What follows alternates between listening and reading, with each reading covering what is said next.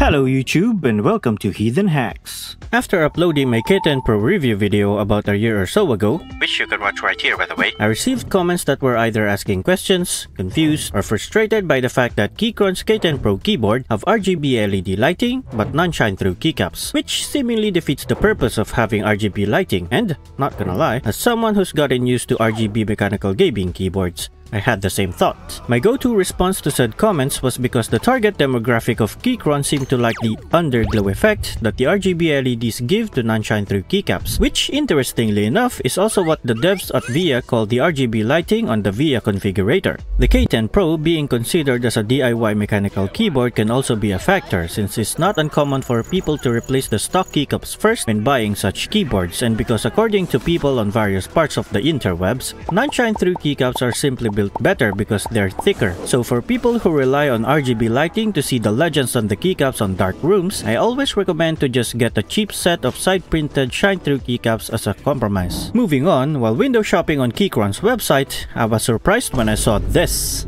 And what's more, it's shine-through! Apparently, it's a fairly new addition because Wayback Machine shows that the earliest record of it being on the website was last June 2024. It seems like they actually listened to what some people are complaining about, but I don't know. Probably just a coincidence. So after taking a look at its compatibility list, I purchased one right away. And today, we're going to take a look at it. Let's go!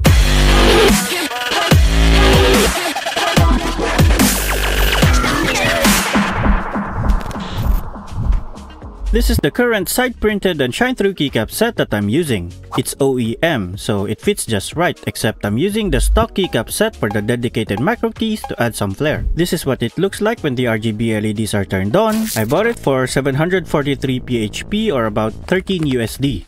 This is the Keychron set that I just received a few days ago. Here are the keycaps. They're all double-shot PBT keycaps as evident by the existence of two molds and the texture. Taking a closer look, we can see that the legend, this white-colored one, is separate from the main body, kind of like this.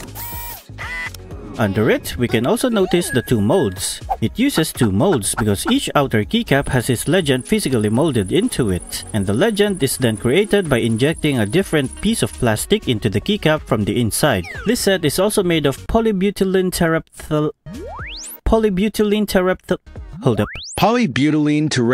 or PBT, which is known for its hardness and density, so it tends to be thicker, stronger, and more durable than ABS. Regardless of its superior physical properties, the most PBT notable feature is its resistance to oil and chemicals, making it less likely to develop that greasy look.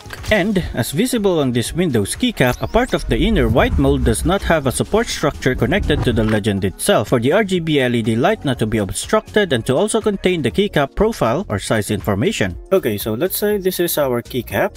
So this is the front part, and this is the underside of it. Now let's say the LED is down here. There would be a switch here and the LED is here, and that lights up. The light would go there. If it has support structure on the front part, this would essentially block the other half of the light that would pass through the legend here, because it would act as a diffuser.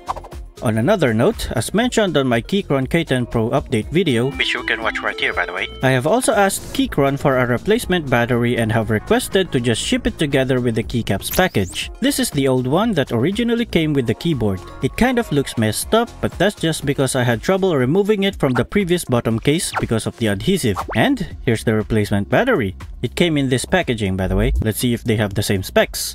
This is 60-60-90, 3.7 volts, 14.8 watts per hour or 4000 milliamps per hour, and the other one is also 60-60-90, 3.7 volts, 14.8 watts per hour, and 4000 milliamps per hour. Now I can just use the replacement battery right away, but before I asked for a replacement, I actually already bought a third-party one to try and use as a replacement, and here it is. They have the same dimensions, model, and rating except for the battery capacity, because the third-party one has 5000 milliamps per hour, which is 1000 more than the one from Keychron.